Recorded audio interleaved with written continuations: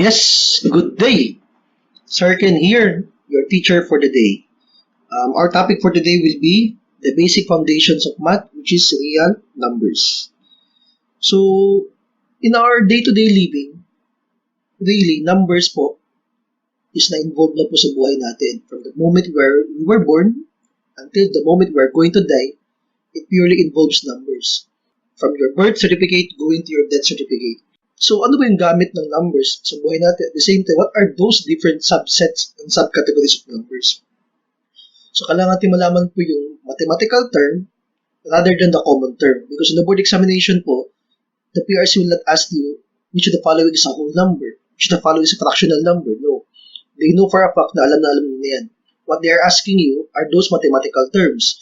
Which of the following is an integral number? Which of the following is a natural number? Which of the following is a rational number? So you need to know those mathematical terms over the common terms kasi yan po yung tanong sa board examination mismo. So, kapag sabing real numbers, sa first topic, in some books, you're going to see a drawing po like this. And we call this one as the real number line. Sa gitna po niya is 0, going to the right is positive, going to the left is negative. Sa positive side naman po, habang palaki na palaki yung number, palaki na palaki yung value. While on the negative side po, opposite po siya, habang palaki na palaki yung number, palit na palit yung value niya. So dito sa mga books mismo, makita mo yung drawing po na may nakasulat mga numbers. So we have your negative 1, negative 2, negative 3, and the other would be the positive. So ang makita mo dyan are the whole number itself. So ibig sabihin pala, since real number yan, real number system yan, real number pala, andyan po na belong si whole number. But the problem with the whole number kasi, limited po yung set niya. There's much more bigger than that. No? At the same time po, misconception, may mga misconception din po tayo na kung saan si whole numbers ganito lang. So I'm going to clear it out later. So ngayon, tanong lang, when somebody will ask you, ano ba yung pinakamalaking number na alam mo? Ano ba yung pinakamaliit na number na alam mo? So basically po, you can never determine the smallest and largest because when we talk about numbers, it is infinite. That's why po, that is positive infinity. Yung pinakamalaki dyan, that is negative infinity. Or indirectly saying po, there's no such thing as the biggest or the smallest number because we can never determine sa sobrang lawak at sobrang laki po niya.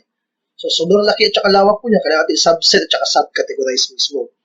So ngayon, is there a number ba between 1 and 2 nag-exist? Kasi visually at saka physically, makikita mo dyan is yung mga number na iyan, the integers itself. The problem lang po is that may number pa ba nag-exist dyan? Yes, meron. That is 1.5. And 1.5 is nabilong po yan sa decimal. Is there a number pa ba nag-exist between 2 and 3? Yes, meron. That is 2 and 3/4. That is fraction. So, ibig sabihin po, hindi ibig sabihin hindi mo makita dyan, hindi siya nabilong sa real number na because both decimal and fraction and whole number belongs to real numbers mismo. The problem lang, hindi po yan ang question sa board exam. So, we need to know the mathematical terms. So, let's go over with these two subsets of real numbers. Andyan po si rational number at saka andyan po si irrational number. Kapag sabing rational number, the root word itself is ratio. Ibig sabihin, these are numbers na kung saan po pwedeng masulat as a ratio or it can be written in ratio form. That means to say, numbers po na pwedeng masulat po in the ratio of 1:2, in the ratio of 2:1, in the ratio of 3:5. Kasi kapag sabing ratio po, it's comparison between two different things as far as quantity is concerned. The number of books to number of students. The number of students to number of books.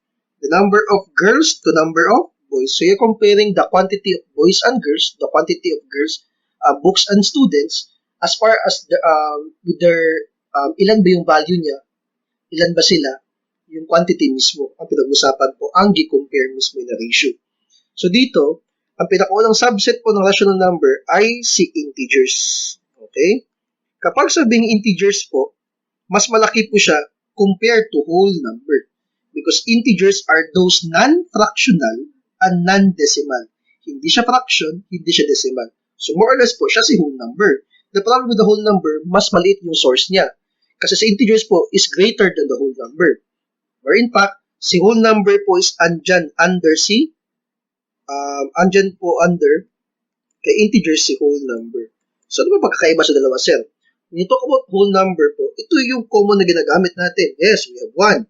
Sabi ng teacher niyo, get 1 whole sheet of paper. 1 is walang labis, walang kulang, hindi putol, hindi lengthwise, hindi crosswise po. Kailangan talaga buo. So, 1 is a whole number. Now, the same with 2, 3, then so on and so forth. The problem po, ang ending po nito is 9. After ng 9 is meron tayong 10. But within your set po, wala kang 0 nakalagay dyan. So, you can never use 10. In fact, hindi mo define mismo sa 0 is belong to whole number. So, you can never write number 10 kapag walang 0 at the end. So, that's why nga po, 0 belongs to whole number. Yan po yung hindi common alam ng mga tao mismo. So, 0 going to that area, going to the positive side mismo, those are example of whole number. So, ano ba yung specific set ng whole number? When the board exam will ask you, what are those non-negative integers? Ano bang ibig sabihin ng non-negative, sir? Siyempre, hindi negative. Si 0 po ba is non-negative? Yes, it is both non-negative and non-positive. Kasi wala po siyang sign. Neutral po siya kumbaga. While dito are the positive ones. So, kapag positive, of course, that is a non-negative. So, 0 and positive are both non-negative. So, they are called non-negative integers. So, our common term po is whole number. Pero kung gusto mo lang i-consider si positive lang, kailangan tayong magbaba. At andyan po si natural number. Bakit natural number po yung tawag sa kanya? By nature po, yan po yung alam na natin. From the moment po you were born hanggang lumalaki po tayo, your parents taught you these numbers. Ano yun, sir? Ang common po niyan is counting number. Ang mathematical term po niyan is natural number. They are just the same. When the board exam po is mahanap ng natural number, go on. If ever wala kayong mahanap ng natural number, go on for counting numbers. So, ano ba yung pagkakaiba ng dalawa, sir? Ano ba yung gamit ng dalawa, sir? So, when the board exam will ask you more specific, ito yung positive. Bakit, sir? When you count, you never count with negative. Negative 1, negative 2, negative 3. And when you count, you always start with 1. You never start with 0. So, that's why po, kapag positive lang ang gusto mo, andyan papasok po si natural number or si counting numbers. Pero kung gusto mo lagyan ng 0 yan, that should be whole number. Pero kung gusto mo pong negative, positive, and 0, yan na po yung mas malaking set. Andyan na po si integers mismo. So, as you can see po, si integers po yung pinakamalaking set of all the three under sa rational number. But then again, kapag sabihin mong positive lang gusto mo, your answer should be natural. Kung wala kang mahanap natural, go on for counting. Positive lang po yan. Kung gusto mong non-negative, that includes 0 and positive, therefore your answer should be whole number. But if ever sabihin sa board exam, the negative, the positive, and 0, that should be the integers. And those numbers po is under rational number. Bakit po ba siya, sir, under sa rational number? Come to think of this example. The ratio of student to books is 2:1. So, kapag sabihin mo 2:1, ang ratio po niya, in simplified form po, is 2:1. So, ano bang other way of writing 2:1? That could be written as 2/1. I-simplify mo yung 2/1. Magkano ba yan? That is 2. O saan nabilong si 2? Nabilong sa counting number. Nabilong sa whole number. At nabilong sa integers. Ibig sabihin po, lahat ng integers is ang denominator niya is always 1. Kapag ang denominator is always 1, it can be written into fractional form. Or, this fractional form can be written also into ratio form. Ibig sabihin, 2/1, 2:1, or just equal to 2, is part of rational numbers simply because these two can be written into 2:1, which is in ratio form. How about si 10? How about si 5? 10 is 10:1. 5 is 5:1. So, all integers po can be written into ratio form. Therefore, all integers is called rational number. So, yan po yung best explanation po bakit nabilong yan sa integers. Now, next, under din po sa rational number, andyan po si fraction. Huwag kalimutan si fraction. At ang alam na alam niyo dito are 3. Andyan po si proper fraction. Next is improper fraction. At next is mixed fraction. So, doon po kakaiba ng tatlo. Kung sabihin proper fraction, we know for a fact na meron tayong numerator at saka denominator. Sino kasi numerator? Numerator is sa taas, denominator is yung sa baba. Numerator, taas, denominator, baba. Baba, denominator, taas, numerator. Anong gitna? Tawag is bar line or division line. So, if you compare the numerator over the denominator, dito po, numerator is always less than the denominator. Example, 1/2, 2/3, 3/4, those are proper fraction. While kung improper, ibig siya ng not proper, baliktad po niya. I-compare mo sa numerator over denominator, numerator is always greater than the denominator. And these are 4/3, 5/7, and so on and so forth. While for the mixed fraction, this is a combination of a whole number and a proper fraction. Or, mathematical term po, it is the sum of a whole number and a proper fraction. Hindi ko get it. Kapag sabi mo 1 and 1/2, that is the sum between 1 and 1/2. Combine mo yung dalawa po, it will become 1 and 1/2. So therefore, these are all kinds of fractions. Tanong, ang fractions na po ba iyan, bakit tinawag siyang ratio, rational form? It's because po, ang fraction po can be written also in ratio form. Okay, for example, ito, boys to students, no? A number of books to students. A number of books is 1, a number of students is 2. So for every book, ang mag-share is 2 estudyante. If we're going to write that one in other form, that would become 1/2. Ang 1/2, anong klase yan? That is fraction. Proper fraction. Kapag sabihin mo 3/2, that is 3/2. This still, that is in ratio form. So lahat ng fraction, mapa-proper, mapa-improper, at mapa-mix, can be written into ratio form. So lahat ng fraction is called rational number. So integers and fraction are all called rational numbers. So ibig sabihin po, those twos are part of rational number. Hindi pa tapos dyan. Meron pa tayong pangatlo. So pangatlong part naman po sa rational numbers, andyan po si decimals. Kapag sabing decimals po, we could have 1.5, 1.75, 1.333, so on and so forth. Okay? So ngayon, let's take a look at the example of 1:2. Yung sinasabi natin, books to student. Ano ba yung other form of writing 1:2? That would be 1/2. Ang 1/2 po, ano other way of writing that one? 0.5. So that's a decimal number. Decimal number, a number that comes with decimal point. So as you can see, ilang digit ba ang makita mo after the decimal point? It's only 1, and that is the digit 5. Is there a number pa ba na kung saan continuous? Is there a number pa ba na kung saan nag-repeat po siya? Wala. And we call this one as terminating decimal. Bakit terminating, sir? May hangganan, may katapusan. No? Ibig sabihin po, may ending po siya. So hanggang dyan lang. It's a decimal number that has a terminating of digits. So ibig sabihin po, itong 0.5 ba, na kung saan terminating decimal, ma-convert ba mo ba doon sa fraction? Yes. At itong fractional form ba, meron mo siyang ratio form? Yes. Ibig sabihin, lahat ng decimal na kung saan terminating na belong sa rational number. Okay, how about it, sir? 1:3. I-compare mo yan. Fractional form niya, 1/3. I-convert mo yan gamit ang calculator mo. Kung meron ka man, that is 0.33333. So, ibig sabihin po, a repetition of digit 3. That means to say, a decimal number that comes with repeating digits. And we call this one as a repeating decimal. Ibig sabihin, a decimal po that comes with repeating digits. So that means to say po, itong repeating digits na ito, or repeating decimal na ito, meron po ba siyang fractional form? Yes.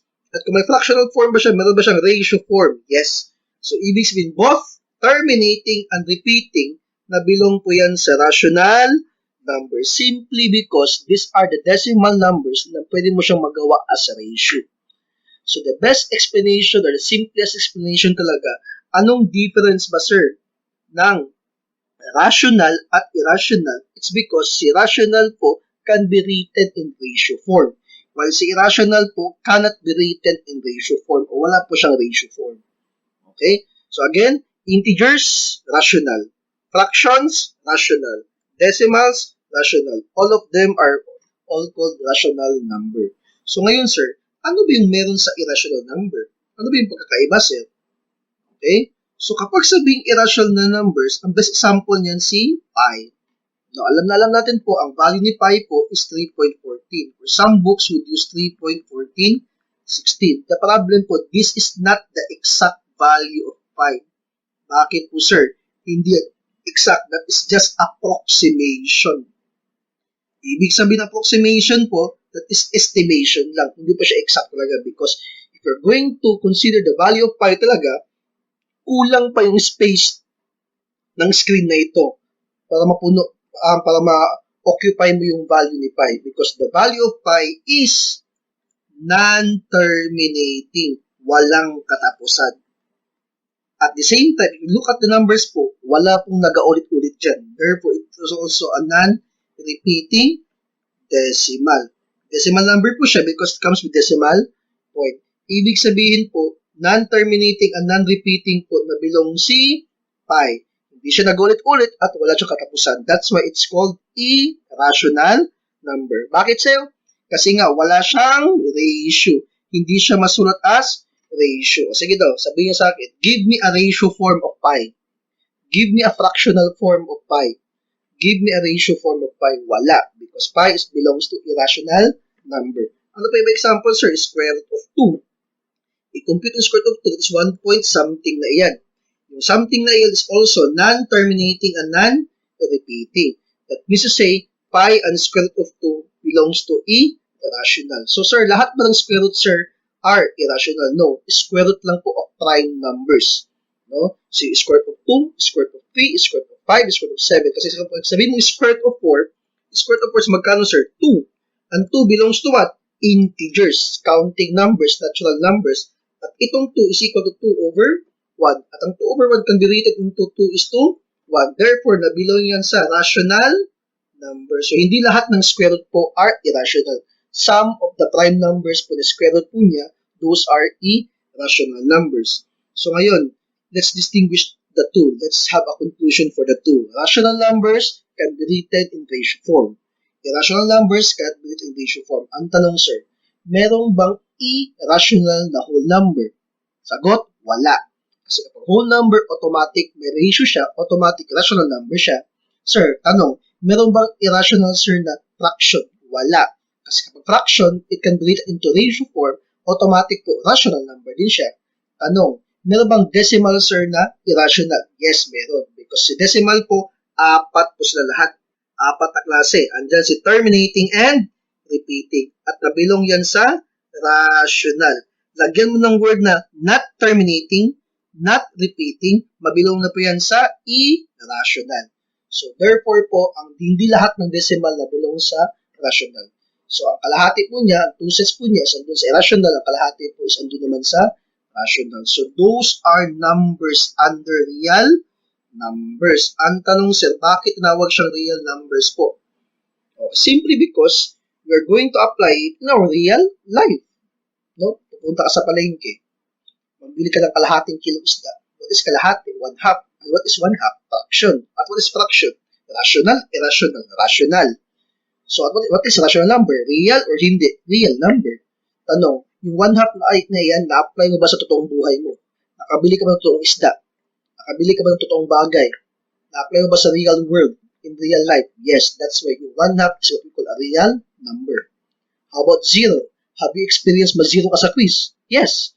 Therefore, 0 is example of a real number because real life experience yan. How about yung presyo ng Ariel sa palengke? That is 750. 750 is a decimal number. Terminating, repeating. Terminating decimal. Saan na bilong? Rational, irrational.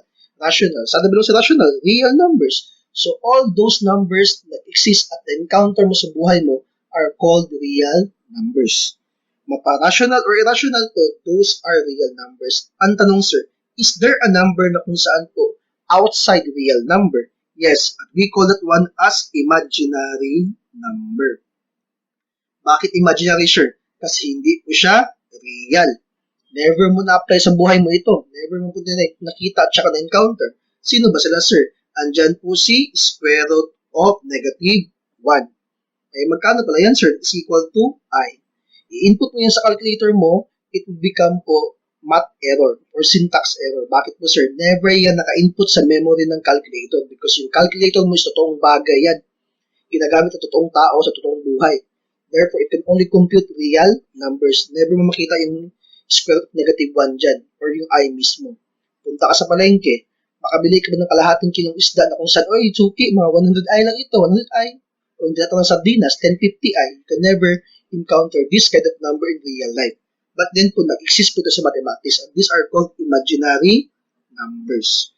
So, all in all po, these are purely numbers in mathematics. Let's have a summary. So, the biggest set, andyan po si real number.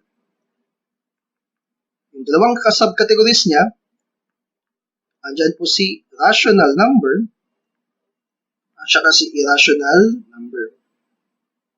Now, under rational number po, andyan si integers.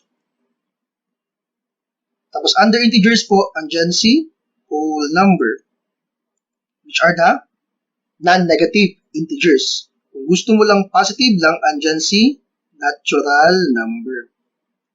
Okay, or counting number. So, ito is positive only, ito is 0, at saka positive. Ito is negative, positive, and 0 mismo. So, those are under integers. But outside integers, na kung saan under sa rational, andyan si fractions. At andyan si decimals. Okay? But sa decimals po, hindi lahat ng decimals. Ha? Tandaan, andyan lang po si terminating at saka si repeating. But those not terminating and not repeating ng decimals, andyan po si irrational.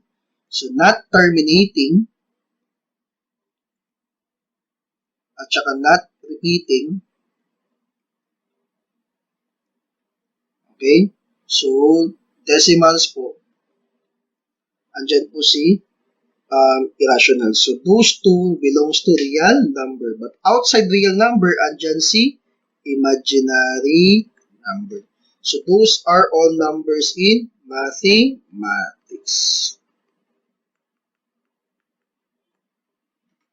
Okay?